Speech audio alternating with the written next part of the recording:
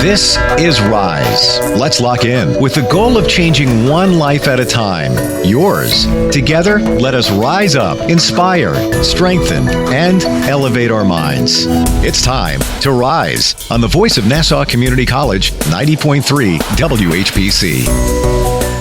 Hello, my name is Dr. Saren Haran, and welcome to Rise. Today we're going to talk with Jennifer Lebedev, who's an online English language teacher and a YouTuber channel has gained a global following. She's also a textbook author, a conference presenter, an award-winning blogger for teachers. As a YouTuber veteran of more than 15 years, she has tales and insights to offer. Through her book, Being a YouTuber, One Creator's Bumpy Road to 1 Million Subscribers, Jennifer is spreading a message about redefining success beyond the numbers. Over 25 years of English language teaching experience, her early career including classroom instructions in private language schools in Moscow and Boston.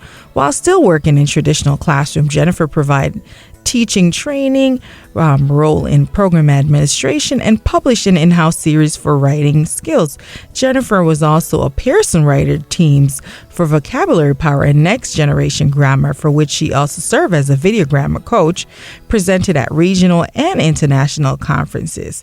She has contributed numerous articles, interviews to benefit both teachers and learners of English. She was nearly 50 when she achieved some of her accomplishments.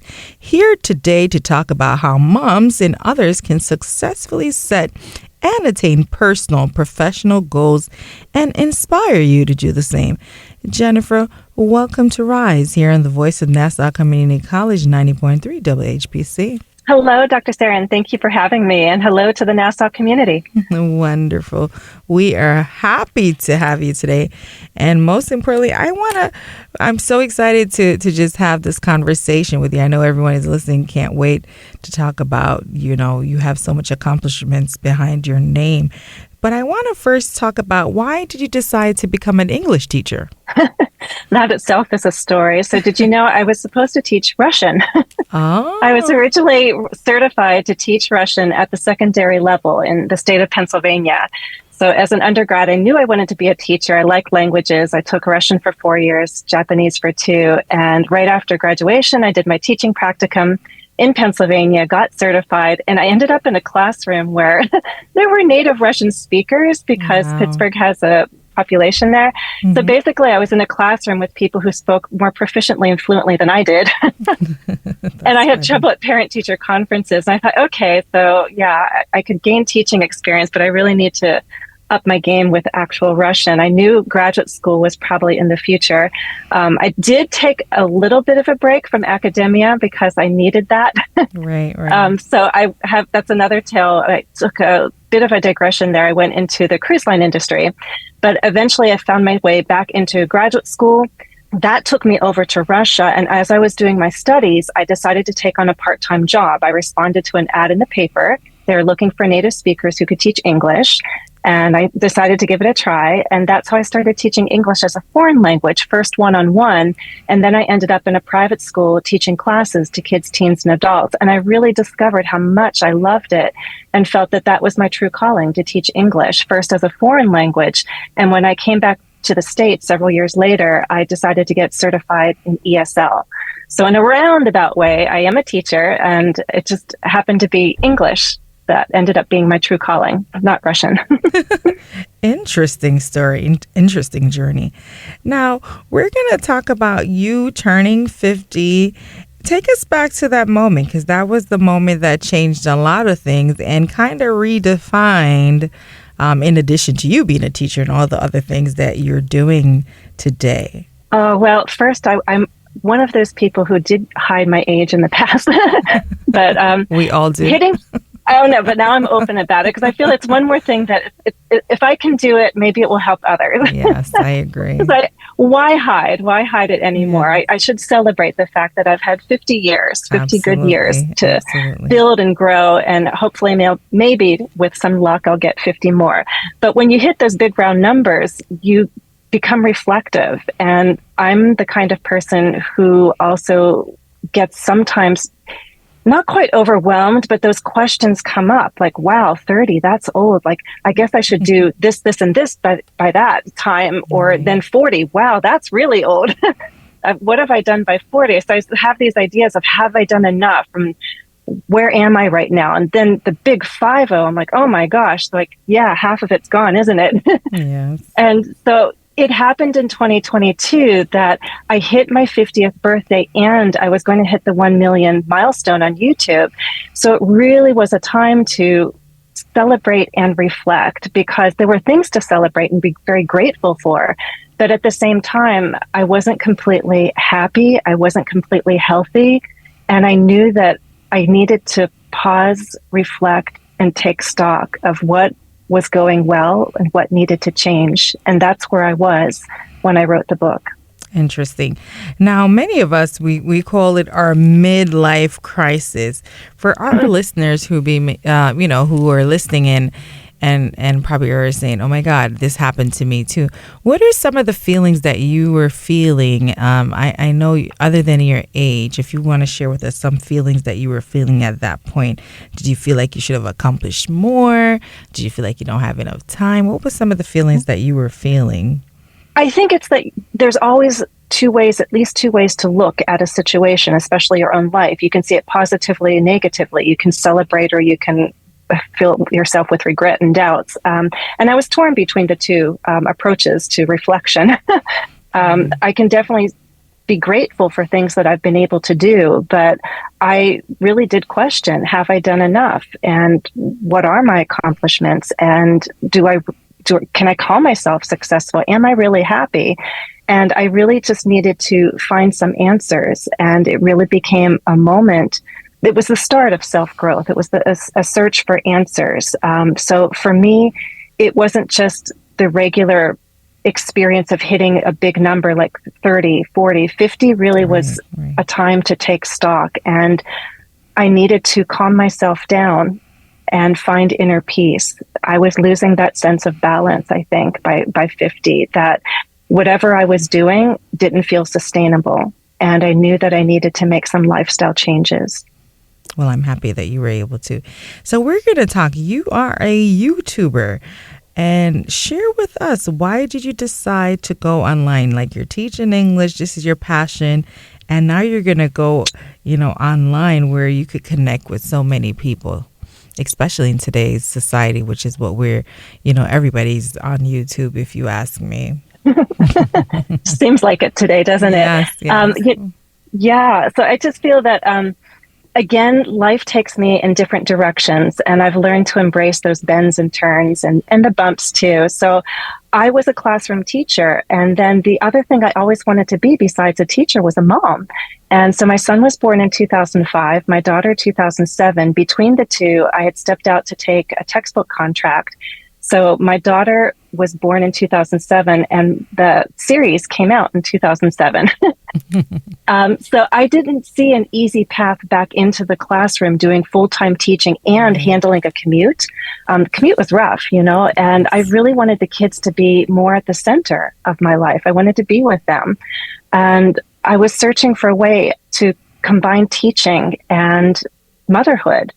And it just so happened that in 2007, YouTube was just taking off. It's like a lesson to myself, or it's a reminder, and perhaps it can help others to realize, when you feel like doors are closed, look for windows, look for skylights, I absolutely look outside have to the agree box. with you. And Yes. I was on YouTube and posting videos, just a few at first. I had no clue about video editing. I just pressed the record button and hoped that I could do my best within 10 minutes and upload what I had. And I wanted to see what the reception would be like. So I just posted because I wanted to teach. I wanted to be teaching again, but I knew I couldn't go back into the classroom and still be the mother that I wanted to be and have the lifestyle I was seeking. So I experimented on YouTube. Thankfully, people were very receptive and supportive, despite my not so great video making skills at the beginning. Right. And I promised them, guys, if you stick with me, I will learn. I will learn Right. to be a better online teacher. I will learn how to make better videos. And so we'll learn together. Right. I'll teach you English and I'll learn to be a good YouTuber. Yes, I like that. I like that open-minded and just having, being positive about your growth and wanting to grow and promising and making that commitment to your audience who are tuning in. Now, we've talked about this and you've mentioned that it was the best choice you've made to be a YouTuber. Share with me why. Because it gave me a flexibility. I really have so much more control over how I structure my days and my lifestyle, really. So it's been wonderful. But I didn't even know what I was giving myself. Back in the day, when I did get certified, you had to create this teaching portfolio. It literally was this photo album where I had like pictures of me in the classroom, lesson plans, and all kinds of things. And little did I know that by posting videos on YouTube, I was creating a digital portfolio. It just was unheard of at the time. And so literally what I was doing was creating opportunities. I didn't even know what opportunities would come my way, but YouTube gave me visibility. And I basically was demonstrating who I was and what I was capable of. And I can say, Dr. Saren, I haven't shown a resume. I don't know what the last time was I showed it because people just see what I'm capable of doing. And then they approach me with possibilities for me to consider. And then that's also how I got private students. I was teaching because I very much wanted to return to teaching.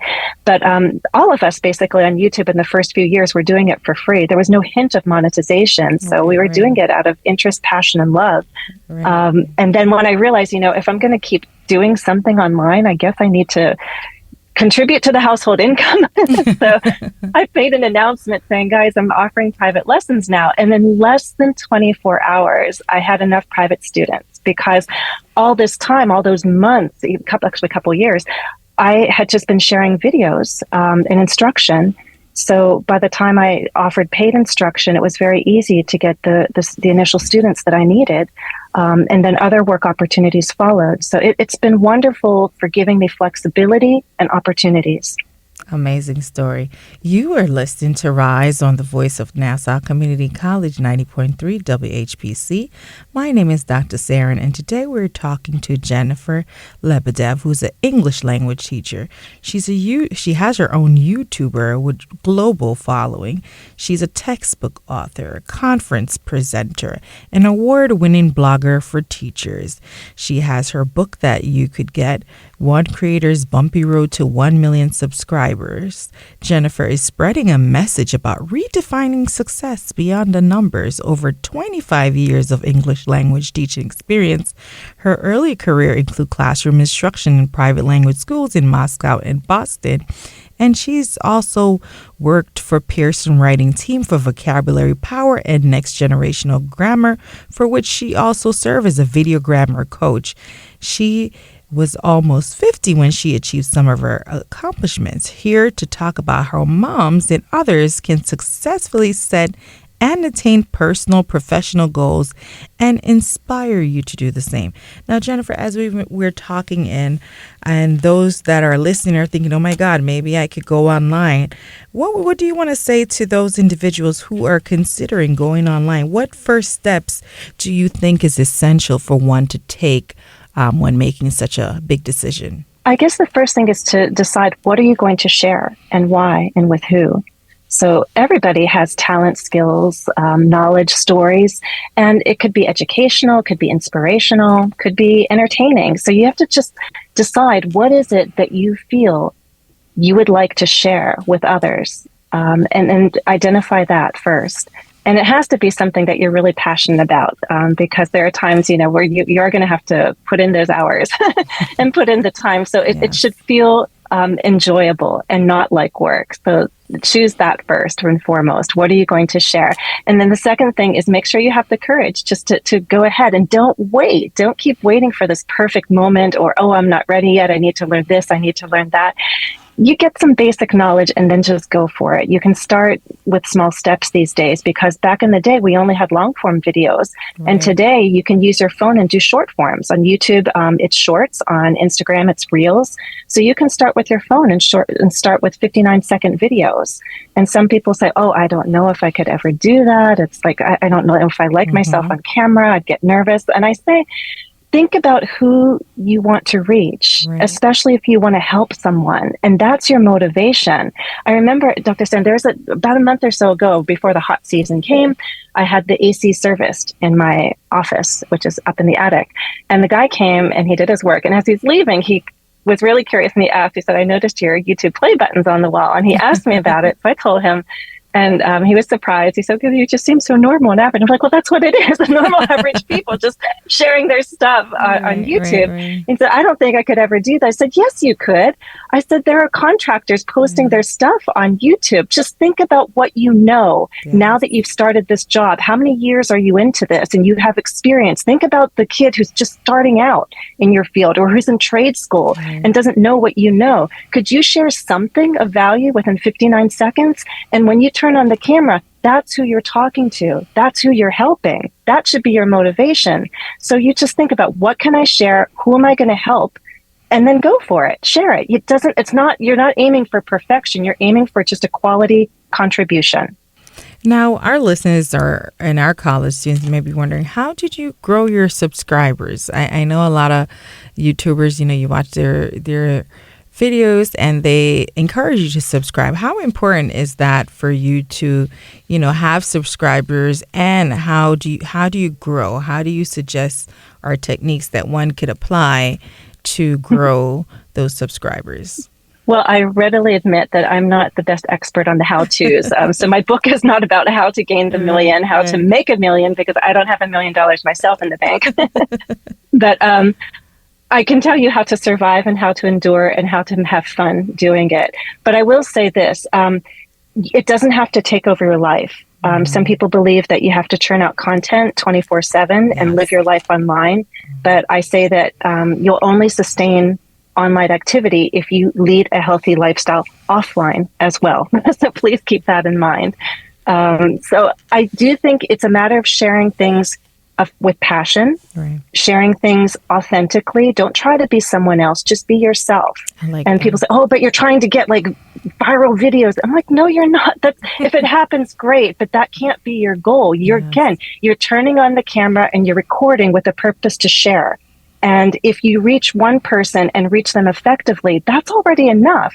And if it's like, it probably will be more than that, then don't count the numbers. Just know that you're adding something of quality, and it will connect with an audience. So all you're looking for is your audience, not someone else's, your audience, your core following.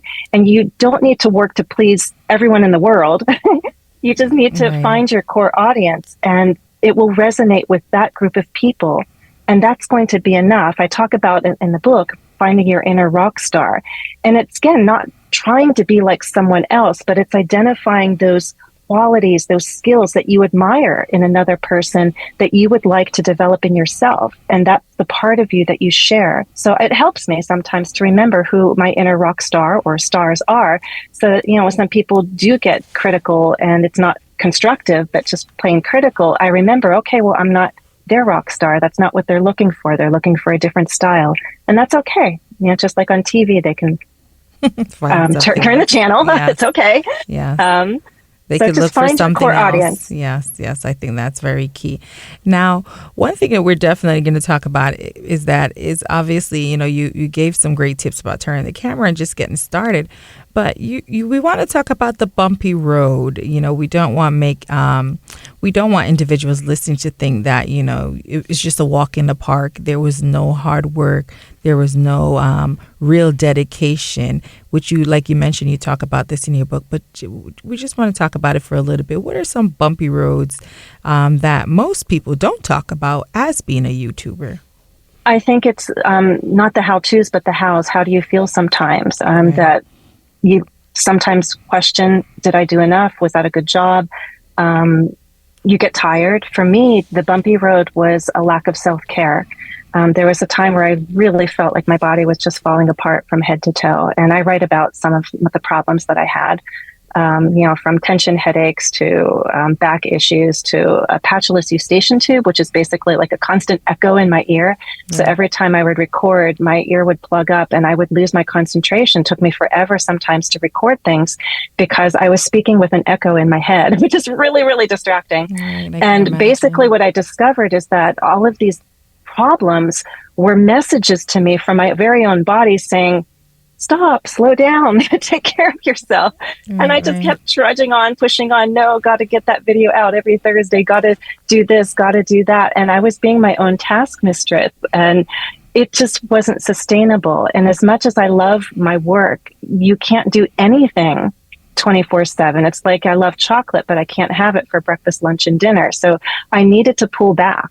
And I needed to take a break. And I've done better at that over the past couple of years, changing my lifestyle, knowing that it will be far less bumpy if, one, I'm well rested, and yes. Two, if I'm having a richer, fuller life in all respects. It's like, what's the point of having 10 million subscribers if you don't have a life offline? What's the point of even having, a million or even less than that, but money in the bank if you don't have the health and people to share it with?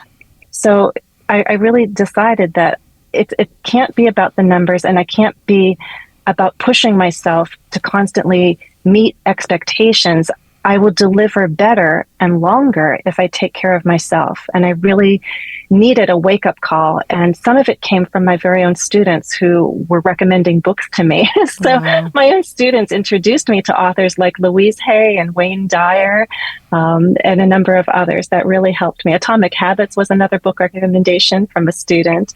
The right people came into my life to help me realize I needed to make some lifestyle changes. Amazing. Now, your mindset, and you've mentioned it earlier as we're talking, that you shouldn't look at the numbers. Why do you think that's important, that one should not focus on the numbers? The numbers are important on YouTube. They're called analytics, and they are a way to measure our performance, and it's good. But I think too often success on YouTube and similar platforms are defined only by numbers, and maybe even offline as well. Like if you're in business or sales, like people want to look at your performance. But I say if we don't look beyond the numbers, we're not getting the full picture. It's defined partly by numbers, but numbers and then beyond. I say it's defined by connections and contributions and experiences. And those kinds of things can't always be quantified. And I write about the pizza delivery moment in my book. And I said, that's a metric for me. That my pizza delivery moment came from my father. So he was a physician. And there was a time when, as a young adult, I was up in my bedroom with the door open, and we ordered pizza, the doorbell rang, and my dad got the door, and he was going to get the pizza. The woman delivering the pizza instantly recognized him, and she started tearing up. I couldn't see it. I could only hear their conversation. She reminded him of a time when she had been brought into the ER with like heavy bleeding, and he was the one on call, and he attended her, and she credited him with saving her life. And she was so emotional. So she thanked him, and he recalled that moment. He accepted her thanks, accepted the pizza, and then that was that. But I sat up there digesting the situation and realizing then and definitely later how much that moment impacted me, because I was very proud of him. And I think it really hit me then how proud I was of him to be his daughter, that he could do something so amazing and special, and really appreciate what he was doing with his career. And then realizing I wanted to be like that. I wanted to do something like that, to have an impact on another person's life. And it doesn't matter, again, how many people or how much I earn. It's about having an honest-to-goodness, meaningful impact on another person out there, to know that there's something that I'm able to give that is valuable and helpful to others. And that's success. How can you quantify that? And I was thankful later in life to have my own pizza delivery moment and say that I've actually had a few of them. And I tell people, okay, now that you know what I mean by pizza delivery moments, right. If you have it, be grateful, yes, but don't count them. It's not about accumulating. It's about just being grateful for those connections, meaningful connections and experiences. So that's my definition now. The success is defined by connections, contributions, and experiences. You are listening to Rise on the Voice of Nassau Community College 90.3 WHPC. My name is Dr. Sarah Heron, and today we're talking to Jennifer Lebedel, who's an online English language teacher, a YouTuber. She's been a veteran for 15 years in YouTube. She has her own book, One Creator's Bumpy Road to 1 Million Subscribers. Jennifer, 25 years as an English language teaching experience. Her career included being in the classroom in private language schools in Moscow and Boston while working in traditional classroom. Jennifer is here with us to share advice how you could be successful and attain your personal and professional goals. Now, Jennifer, as we've been talking and we're getting ready to wrap up the show, currently you have 97 million channel views. Wow, what a big accomplishment. Talk to us about that. Again, it's one side of the story. I celebrate it. It's wonderful that many people have watched, and hopefully I've helped that many people. But I also know some of those views are passing views. I have to be realistic about that. But I'm ever so grateful. And I hope that I just am able to continue my work and contribute. I know it's harder, definitely, in this time and age compared to 2007. It was easier to gain visibility when there were fewer of us. I will say it's become saturated. It is harder to get visibility and maintain it. There are always new people coming on. But I'm so thankful that for me, I haven't advertised. It's always been word of mouth. And I'm ever so grateful to my own colleagues, classroom teachers, who also recommend my videos. So that's been a wonderful blessing. And that's partly how I've grown my channel. I've had people recommend my videos and my channel to others. And I think that's really contributed. And I'm so grateful that people would recommend my work to others. And if you want to leave one great advice to our listeners who have listened to the program today, and also how can they reach you? How can they get your book? Leave that information with us, if you don't mind. Sure. Well, online, I go by English with Jennifer. So you can find me on social media through English with Jennifer. And my book, being a YouTuber, One Creator's Bumpy Road to 1 Million Subscribers, is on Amazon and Barnes & Noble. And my parting message is to remember that everyone is capable of inspiring and being inspired. Everyone. And so I hope that my story will inspire others. And remember, I think everyone has a story in them. So have the courage to share yours. Wonderful. This is just amazing. I don't even think we had enough time to get into so many things that we wanted to talk about. But I really appreciate you coming on today's program. And like you said, take care of yourself. And I hope individuals that listen, even our college students, would get connected with you. I'm Dr. Sarah Heron. I encourage every person who's listening to remember it is never too late to start your own YouTube or online platform. Even if it's not YouTube, you can rise. I hope this journey Jennifer shared will be inspiring to you, and you could do all things. Don't look at the numbers and start today. Accomplish your dreams. Thank you for listening to this week's edition of Rise, available wherever you listen to podcasts and always right here on the Voice of Nassau Community College 90.3 WHPC.